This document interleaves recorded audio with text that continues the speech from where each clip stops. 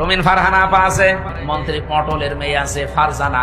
এই আপারা আমাদের সামনে, আমার মাঝে মাঝে চিন্তা হয় আল্লাহ আমার ডাইনে বামে যে অবস্থা, ও ম্যাডাম গুলো যদি এদের পেটের দিকে তাকায় ভাববে আল্লাহ ছেলে মেয়ে হয় আমাদের আর পেট হয়। কুষ্টিয়া ৩ আসনের জামাতে ইসলামীর সংসদ সদস্য ও আলোচিত ইসলামী বক্তা আমির হামজার নারী সংসদ সদস্যদের নিয়ে করা অযাচিত মন্তব্য ঘিরে রাজনৈতিক অঙ্গনে তীব্র প্রতিক্রিয়া সৃষ্টি হয়েছে। আমি আপনার কাছে এই ব্যাপারে বিচার চাইছি মাননীয় স্পিকার, আপনি বিষয়টিকে দেখবেন। ভিডিও বার্তা প্রকাশ করার পর নেটিজেনদের কমেন্টে নেতিবাচক মন্তব্য করতে দেখা গেছে। তার এই বক্তব্যের জবাবে কড়া অবস্থান নিয়েছেন সংসদের একাধিক নারী সদস্য। আমার ডাইনে বামে আমার এমন ভড়ি আলা লোক আমি পেয়েছি, যেগুলো সিরিয়াল করা থাকে আগে থেকে, কে কোথায় বলবি আমরা জানিও না। আল্লাহর ইশারা ভেতরে যে দেখে আমার ডাইনে বামে ভড়ি আলা, এমন বড় বড় ভড়ি, আমার মনে হয় ভড়ি ছিঁড়লে ওর ভেতর থেকে হয় ব্রিজ কালভার্ট এগুলো।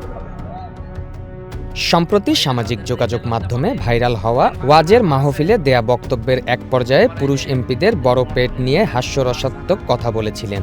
এরপরে সেই ভুরির রেস ধরে সংসদ সদস্য রুমিন ফারহানা এবং প্রতিমন্ত্রী ফারজানা শারমিনকে জড়িয়ে মন্তব্য করেন। পাশাপাশি ফরিদপুর ৩ আসনের এমপি নায়াব ইউসুফ আহমেদের নামও উল্লেখ করেন। রাশমিকা মান্দানা নাম শুনেছে? চেয়ার আর কাটিং এ এখন পৃথিবীতে ১ নম্বরে আছে।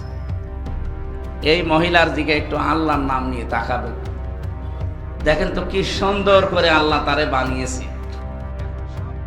এর আগে ভারতের অভিনেত্রী রাশমিকা মান্দানার কথা বলে সমালোচনার মুখে পড়েন আমির হামজা। এছাড়া মন্ত্রীকে ইসলাম বিদ্বেষী মন্তব্য করায় মানহানির মামলাও রয়েছে তার বিরুদ্ধে। এ বিষয়ে প্রতিক্রিয়া জানিয়ে রুমিন ফারহানা গণমাধ্যমে বলেন, এটি নারীদের প্রতি তাদের দৃষ্টিভঙ্গির প্রতিফলন।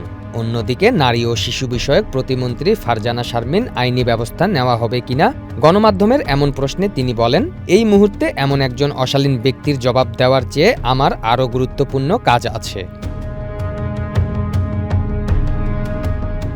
একজন ইসলামী বক্তার ধর্মীয় অনুষ্ঠানে এমন লাগামহীন কথা মানতে পারছেন না অনেকেই। কে থামাবে আমির হামজাকে, এমন প্রশ্ন উঠছে। আমির হামজার আজগুবি, বিতর্কিত ও অসত্য মন্তব্যগুলো জামায়াতের জন্য হয়ে দাঁড়িয়েছে এক বিশাল বিব্রতকর অধ্যায়।